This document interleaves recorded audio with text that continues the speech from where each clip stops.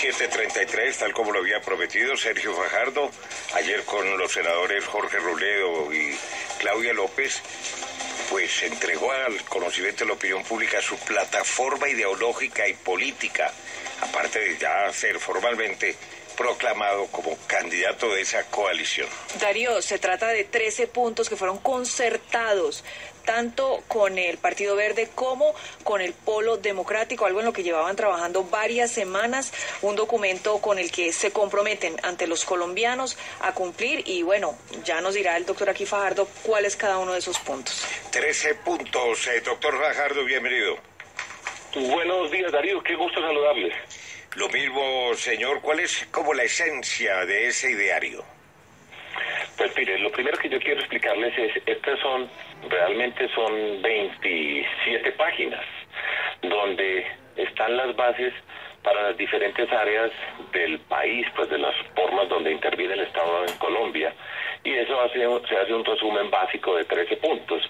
Son bases programáticas sobre las cuales después ya pasamos a elaborar unas políticas detalladas, pero pone lo que significa eso, las bases para sobre eso construir el programa. La esencia, les explico el primer punto y el último, y el que les da una idea. El primer punto es la lucha contra la corrupción, el último punto es la reconciliación y después está la educación. Esos son los ejes centrales sobre los cuales construimos nosotros la política y la propuesta que tenemos. Doctor Fajardo, todos los empresarios y los colombianos estamos muy pendientes de cuál es el modelo económico que ustedes proponen, qué va a pasar con la empresa privada, cuál es su visión acerca de los impuestos, qué va a pasar con los medios de comunicación.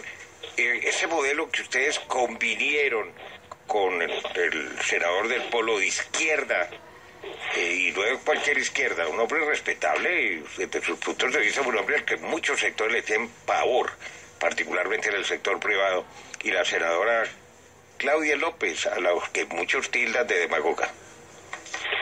Pues Darío, esa es una clasificación que yo no creo que esté de acuerdo con lo que nosotros somos y lo que hacemos en la coalición. A mí me parece, pues, entiendo, eso es una caricaturatización de lo que significa cada una de estas personas, pero para eso tenemos unas bases y nos encontramos para construir y estamos demostrando que en Colombia diferentes personas con diferentes personalidades, con diferentes miradas de lo público son capaces de poner unas bases para entender un terreno, para construir, y eso es un avance grande en Colombia. Por eso sorprende tanto, porque esta es una sociedad que está dividida en casillas, que muy poco sabe hablar con otros, de sentarse con diferentes a construir, y por eso la Coalición Colombia es un ejemplo muy grande y que a algunas personas les puede parecer sorpresa y a otros pues pueden expresarlo. Pero de manera concreta, doctor Fajardo, ¿cuál es la posición? La posición frente a lo que yo le estoy preguntando. Los medios de comunicación, por ejemplo. Pues a mí me sorprende la pregunta, pero ¿qué vamos a hacer? Pues nada. Se lo pregunto por lo que pasa en Venezuela y por lo que pasa en otros regímenes de centro izquierda o izquierda que terminan muy de izquierda. Nunca, mientras que yo sea quien conduce una coalición, mientras que yo sea el presidente de Colombia, habrá una restricción a la libertad de la prensa, como nunca la ha habido, y yo he estado en la prensa, y yo he sido candidato, y he estado en lo público, y no hay una sola persona, periodista, que pueda decir que Sergio Fajardo, conduciendo, ha puesto un obstáculo, ha presionado a una sola persona para que pase algo, ha tratado de incidir en las noticias. Eso le dice todo. Yo conduzco esta coalición, yo voy a ser el presidente de Colombia en cabeza de nuestra coalición, y así se va a comportar esta coalición con respecto al tema de la libertad de prensa. Y en cuanto a la libre empresa, doctor Sergio Fajardo, ¿qué pueden esperar los empresarios? Igualmente fácil la respuesta. Yo tengo 61 años, Darío, 61 y medio. Y estamos en política hace 18 años. Y he gobernado con responsabilidad la ciudad de Medellín, el departamento de Antioquia. Y no solamente he gobernado, sino que hemos convocado a la empresa a participar, a trabajar con nosotros. Hemos puesto unas reglas claras, hemos respetado las reglas, hemos cumplido con todo lo que tenemos como responsabilidad con el Estado colombiano. Nunca una sola empresa privada se ha visto afectada por una acción mía, por una forma de pensar. Nosotros creemos en la empresa privada, el valor de los empresarios para generar riqueza. Eso no tiene ni una sola discusión. Y es muy fácil esa respuesta para responder a algo que supuestamente andan diciendo, pues a mí me están diciendo que soy de las FARC, que soy comunista, que soy castrochavista. Esa es la parte fácil de lo que me están insultando. Siguiente pregunta. Sí, señor, la siguiente pregunta tiene que ver con su gobernabilidad, porque en dos sentidos. En primer término, ¿hasta dónde sus ministros y sus colaboradores de alto nivel van a representar al polo? ¿O hasta dónde van a representar a los verdes? Y la segunda, que está ligada con la anterior, ¿qué pasaría si usted fuera presidente con un Congreso que no va a tener usted, en el que usted no va a tener las mayorías? Porque así es la política y así dicen las encuestas, que se proyecta el nuevo Congreso de la República con una participación muy alta del Centro Democrático, también de Cambio Radical y Germán Vargas, y en menor escala otros movimientos políticos. También le respondo las preguntas de Darío. Las personas que van a integrar el gobierno que yo voy a liderar tienen los 4 requisitos que han tenido cuando yo fui alcalde y cuando fui gobernador, porque la manera como nosotros llegamos al poder nos permite gobernar sin tener que ir a repartir a los intereses de grupos políticos los puestos y los cargos.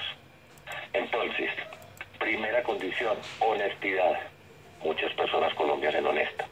Segunda condición, sabe de lo que tiene que ir a desempeñar. En Colombia hay mucha gente que sabe de los diferentes temas que tienen que ver con las funciones del Estado. Tercera condición, comparte la visión de sociedad que nosotros tenemos, los ideales y las propuestas que hemos hecho. Eso ya tiene una condición especial, porque no todo el mundo la comparte, y si no la comparte, pues no va a poder trabajar en el equipo, porque el equipo se tiene que sintonizar alrededor de esas bases programáticas que estamos haciendo y el programa, y una persona que esté en contra de eso, pues sería un obstáculo para poder trabajar, así tuviera capacidades. Y cuarta, que tiene la sensibilidad, entiende que este es un país de regiones, de diversidad, y sabe por qué estamos nosotros en lo público. Esos son los criterios para escoger las personas, y escoger las personas es un acto fundamental de quien lidera, porque es una responsabilidad gigantesca para conducir una sociedad de acuerdo a esos criterios. Y esos serán los criterios. Y habrá gente muy valiosa en diferentes disciplinas, condiciones, que cumplen esas condiciones. Y cuando el líder tiene las ideas claras, cuando sabe a qué responde y por qué está allá y a qué ciudadanía le responde, así se gobierna. ¿Y cómo va a ser para manejar un Congreso que le va a ser adverso seguramente? Pues como hemos hecho con el Consejo y con la Asamblea, con cada una de las personas, con cada uno de los partidos, nosotros nos sentamos a trabajar y a proponer, participar en el desarrollo de las ideas por las que nosotros fuimos elegidos, del programa de gobierno que nosotros presentamos para convertirlo en un plan de desarrollo. Y con esas personas nos vamos a sentar a trabajar, y no tengo la menor duda de que nosotros podemos trabajar, pero no nos vamos a sentar a trabajar con unos puestos y unos contratos aquí al lado para que trabajen con nosotros. Y yo no tengo la menor duda que la gran mayoría de congresistas del país, de Colombia, tiene la capacidad para trabajar en ese terreno, pero vamos a cambiar las reglas de juego. Y las reglas de juego no es puestos y contratos, sino sus intereses políticos, las necesidades de su región, lo que representa, y sobre eso construimos. Y eso es lo que vamos a hacer, y esa política hay que cambiarla. Ese es el reto, y es un reto político, y por eso lo hacemos de una manera diferente. Y estoy seguro que con el Centro Democrático, en cabeza del expresidente Álvaro Uribe, yo no tengo la menor problema en sentarme a trabajar y mirar cómo podemos colaborar, y yo espero que así se haga, y estoy seguro que la gran mayoría de las personas tendría esa disposición, y eso es lo que quiere Colombia. ¿Pero lo propio haría con Cambio Radical de Germán Vargas? También, por supuesto, si están elegidos, así será. Es que yo no voy escogiendo con quién trabajo. Cuando yo fui alcalde de Medellín, el presidente era Álvaro Uribe, que no lo había escogido yo, y fui alcalde, y trabajamos con seriedad. Y cuando yo fui gobernador de Antioquia, el presidente era Juan Manuel Santos, y trabajamos con seriedad. Y con los que, cuando yo fui gobernador de Antioquia, había 125 alcaldes que no habían votado por mí, la gran mayoría, con todos trabajamos con seriedad, que nosotros venimos a gobernar. No, yo no vengo a pelear aquí Si estamos gobernando, unas reglas claras, respeto por las personas, y así se avanza, y eso es lo que necesita este país. Pero fíjese que esto tan elemental que yo estoy diciendo parece esotérico. Pero mire, hay un observador, analista político muy influyente en este país y acaba de poner un mensajito diciéndome: los conozco bien, a Robledo y a Claudia López. A ellos no les interesa sino las parlamentarias. Después lo van a dejar tirado. ¿No teme eso? No lo temo. Por una razón muy sencilla. Recuerden, nosotros no nos encontramos por la carrera séptima en Bogotá en un semáforo y dijimos vamos a hacer una coalición. En esto llevamos trabajando un año. Es un año de trabajo serio, de discusiones, de discrepancias. Hemos pasado por muchas cosas, pero lo que estamos entregando es serio y es inédito en Colombia. Y por eso es que suscita tanta preocupación por algunas partes y por eso me estoy ganando tantos insultos por todos los lados posibles, porque construimos algo serio y es un avance. Y con ellos hemos trabajado y vamos a trabajar para las elecciones parlamentarias.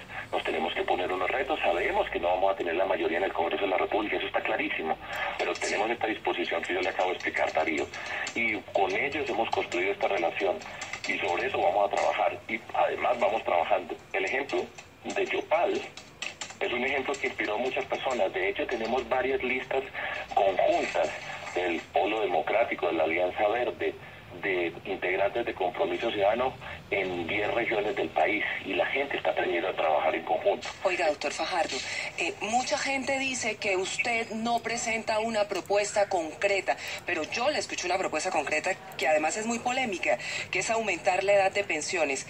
¿Usted seguiría sobre esta propuesta, esta iniciativa, si llega a ser presidente de Colombia? Erika, yo le explico, y muchas gracias por esa pregunta, porque me da la oportunidad por explicar por Caracol. Lo primero que les voy a explicar es cuál es el problema de las pensiones en Colombia. Y el problema de las pensiones en Colombia es que de cada 10 personas que deberían tener una pensión, solamente la tienen 2 personas. Eso significa que hay 8 personas que no tienen protección, el aseguramiento para la edad, para vivir la parte de su vida después del retiro del trabajo. Ese es el principal problema de nuestro país. Y nosotros tenemos que atender y crear las condiciones para que esto pase. Además de 23 millones, cifras aproximadas, de 23 millones de personas que trabajan, solo 7 millones cotizan, 16 millones no cotizan. Eso significa que estas personas no tienen cada mes, como lo tienen ustedes en Caracol, la seguridad social. Entonces, eso se debe a que personas que no alcanzan a cotizar o a ahorrar para tener una pensión mínima, y muchas personas que están en el mundo de la informalidad. Nosotros tenemos que entender ese problema, lo que significa para el Estado colombiano los recursos que se tienen que intervenir allí.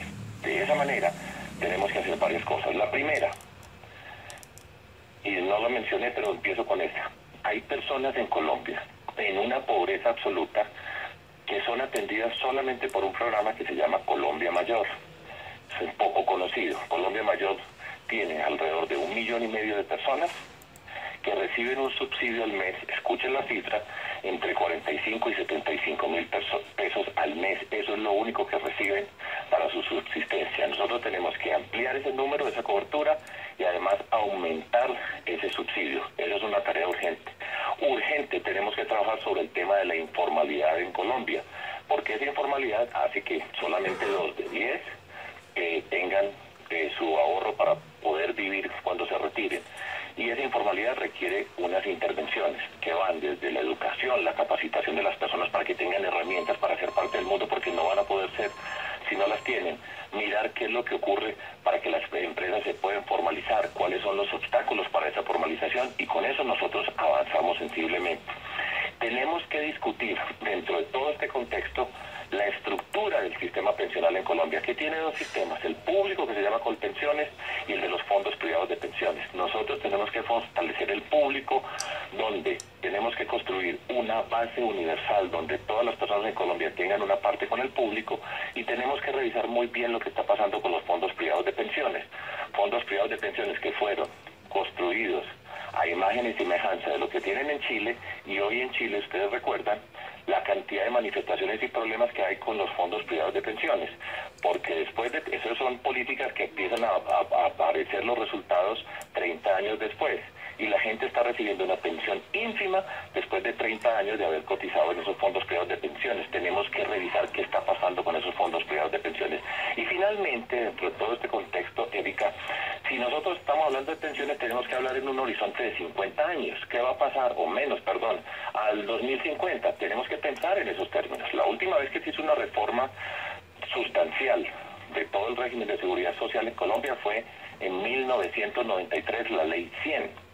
Y nosotros tenemos que pensar entonces cómo va a ser la población colombiana en el 2050, que va a vivir más, que va a tener otras condiciones, y sobre eso pensar cuál es ese horizonte. Ahí es donde yo dije que teníamos que mirar cómo eran las edades y cómo serían las pensiones en ese momento. Con las personas de la coalición hemos discutido, y dentro de la coalición, precisamente con Jorge Robledo y Claudia López, dijimos que nosotros queremos revisar este tema, tenemos unos estudios y tenemos una mirada que nos permite mirarlo de una manera diferente. Perfecto, estamos discutiendo. Pero esa es la esencia del trabajo sobre pensiones, y les agradezco mucho la oportunidad de haberme dejado explicarlo por Caracol. Con mucho gusto, doctor Fajardo, y habrá otras ocasiones para que podamos desmenuzar poco a poco el planteamiento central de esas 29 páginas y 13 puntos que son la espina dorsal del pensamiento de esta coalición. Sergio Fajardo, candidato oficial a la presidencia de la República.